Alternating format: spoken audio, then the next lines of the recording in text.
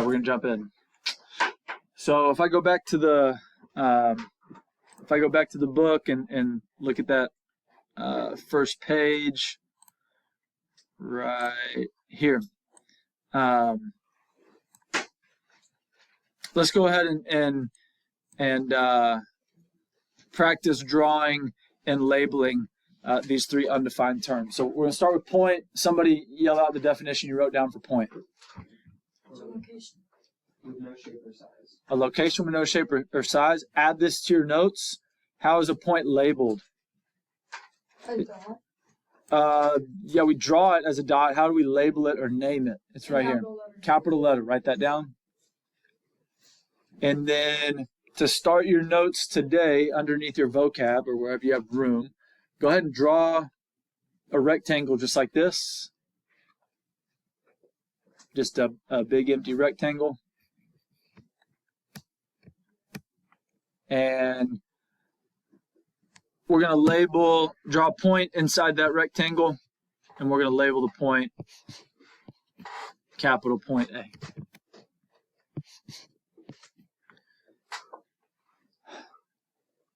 Naming or labeling points, lines, and planes, the way in which you do it is very important in geometry. Okay, so we're being very specific here. If I were to label this with a lowercase a, that would be incorrect.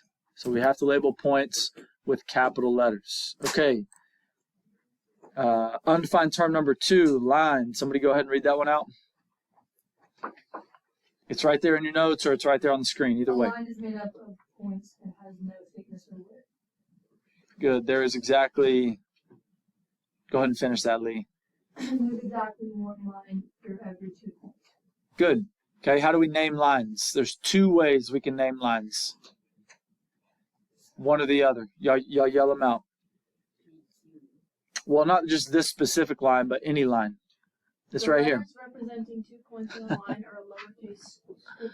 Thank you, Dylan. So when it says script, I think it's kind of goofy. Just lowercase letter's fine. Technically, lowercase cursive letter, right? So if I'm going to draw an L, I need to draw the lowercase fancy L and not just a line. Just to be specific, okay? But the 2 points, any 2 points on that line, does it matter if it's PQ or QP? Does it have to go left to right or right to left? Yes or no? No, so we got it right here. Either line PQ or line QP or the lowercase letter. So back in your notes on that rectangle, let's go ahead and draw line PQ or QP or M. So I'm going to have a point, capital P, a point, capital Q, and a lowercase, technically cursive M, right? And then just off to the side somewhere, wherever you got room, go ahead and write line. And then we're going to practice this notation, the little miniature line above the 2 capital letters. Okay, as we get into this, does it matter if that line has arrows on the end or not? Yes. Sure does. We're going to get into some different figures, different types of lines, if you will, where the arrow being on both ends or being on one end or not having an arrow at all is going to be 3 different types of lines that we're going to look at. So having arrows on both ends tells us that this is a line. Okay, it extends infinitely in both directions. Okay, or you could write this line M, or you could write it line QP, right? Okay, going back out to our 3rd undefined term, a plane. Somebody read that out for us. Flat surface that goes infinitely in all directions. One plane for any 3 points that are on the same line. That's right. That's right. Infinitely in all directions. We're not going to write, we're not going to draw arrows at the end of a side of a plane. We just need to know planes extend infinitely in all directions. Okay, and how do we name a plane? We've got a couple of options here. Somebody tell me. It's right there on the screen. A capital script letter or by the letters naming 3 points that are not all the same line. Yeah, so thank you, Lee. Capital script, capital cursive letter, or why is it important it's saying 3 points not on the same line? Why can't we just name this plain CD? Because then it would be a line. Yeah, if we're going through 2 points, we're calling that a line. So we need to have 3 points that are not on the same line. Okay, another way to say that is non-collinear. Non-collinear. So you see all these options down here? Plain BCD, plain CDB, plain DCB. What are they trying to emphasize? Does the order of the points matter in the name? No. Any combination of those 3 points. Okay, so now we've got a plane here, right? And we can draw, like, we'll just use the letter that the textbook used. We can write our capital script letter K down there in the bottom right. And then for our plane that you've got going on your notes, what's one way we could name this plane?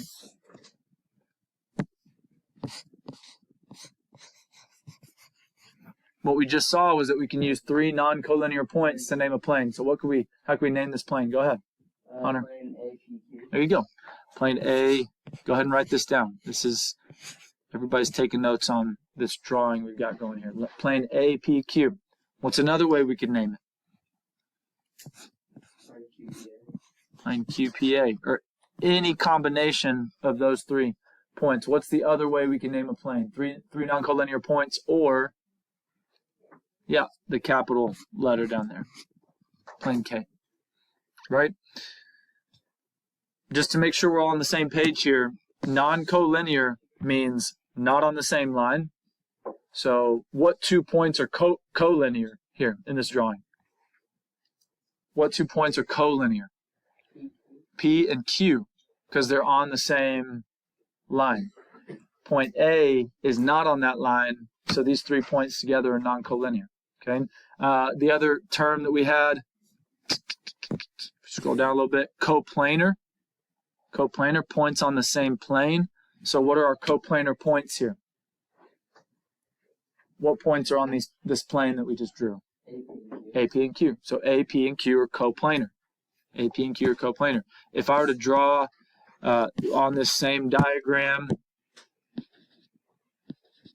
forgive the point there, point B out here, then we would say point A and B are non-coplanar, meaning they're not on the same plane, because B is off that plane. Okay, real quick here, just some real-world application, okay? If I look up to the ceiling, everybody look at the ceiling in this room. Okay, use your imagination. The ceiling extends outside the walls of Hyde Park, and it goes on infinitely out over the patio that way and through all the rooms outside the building in front of us and behind me, through all the classrooms. What would this go over? Leap, and then outside the building that way, and then to the right, across the hall, over the bathrooms, outside the building. Infinitely in all directions, right? That could represent a plane. Okay, look on the ceiling. What else do you see on the plane of the ceiling? We're talking about these 3 undefined terms, so that's what I'm looking for. What else do we see on the ceiling? Lights. I see lights, yeah. Representing one of these 3 undefined terms. Line. Point, line, and plane. Yeah, where do we see lines? Yeah, all these lines going up and down between the tiles. Again, to be a line, this is unrealistic in this scenario because these lines end at the walls. What would these lines need to do? Go on where? In which direction? In whatever direction they're going. Infinitely. That's the point. We've got arrows on both ends, right? So these lines going up and down the ceiling, we need to go infinitely in both directions. And then what's the third undefined term that we see up here? We see points. Look up. You'll see all those little dots up there. Any of those could be a point. If you got up there with a pencil, how would you label that point? With a capital letter. Okay, good. Any questions on this? Y'all with me? Yeah? Let's do this real quick. I'm not going to make y'all draw this, but I do want to talk about this figure here. If we were to name a line that contains points T and P. Give me a couple name options here, really quick, rapid fire, just yell them out. TP. Okay, what else? Look at the line that contains points T and P up there. Give me another option. Line G. Okay, what's another one? PN. What's another one?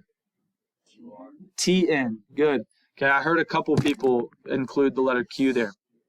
We're looking at a different line. That would be QR, right? If I'm looking at a line that contains points T and P, I've only got some options here.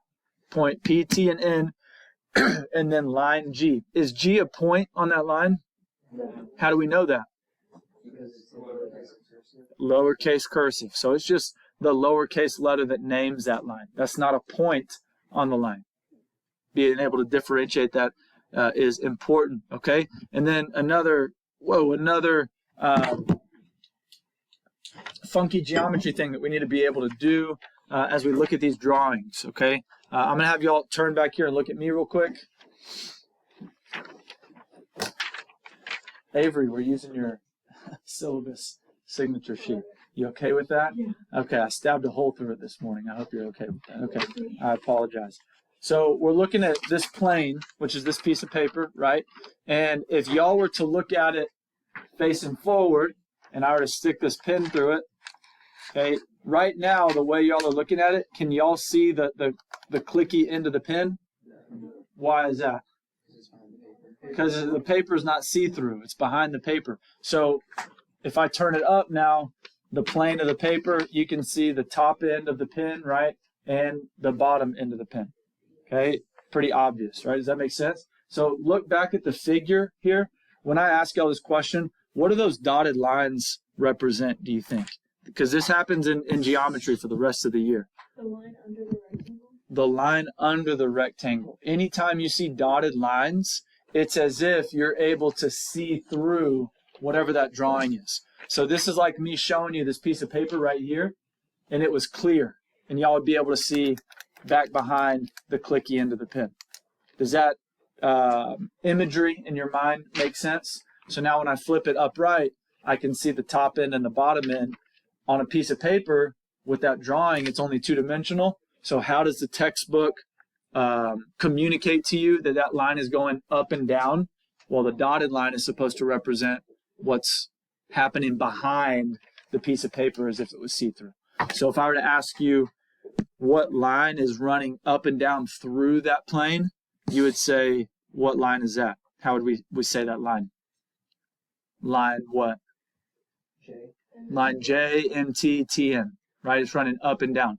P and N, or line P, N, and line R, Q, if y'all look back here again, sorry, one more time, make you turn around, would be like the pin sitting on top of the plane, right? That would be line P, N, or line Q, R, right? Is that pin sitting there, and then going up through it is line T, N. Does that imagery make sense? Any questions on that? Okay, y'all are going to see some dotted lines here when I move you to the homework. You just have to understand that that's representing as if whatever object is being drawn is see-through, and that line is happening behind it, okay? Okay, good deal. I'm going to move y'all on to the homework, give you some time a couple minutes to work on it.